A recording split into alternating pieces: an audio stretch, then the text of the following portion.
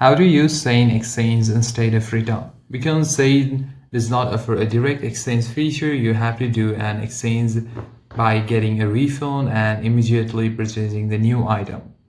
Now, to ensure you don't lose out on discounts or inventory, select the wallet refund option so you can use the funds immediately on your replacement size and color.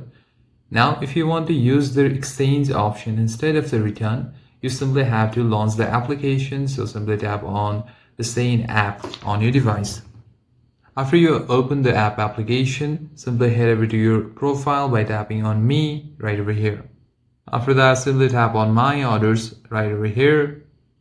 And here you should be able to find the exact order that you had received from the shipped option. Once you find it, go ahead and tap on it and you'll find the clear return items option. Go ahead and tap on it from there. Do an exchange and select the SHEIN wallet as your refund method, and that is how you can use the SHEIN exchange instead of the return itself. Hope this video helps you out a lot. If you have any questions or queries, please do comment down below.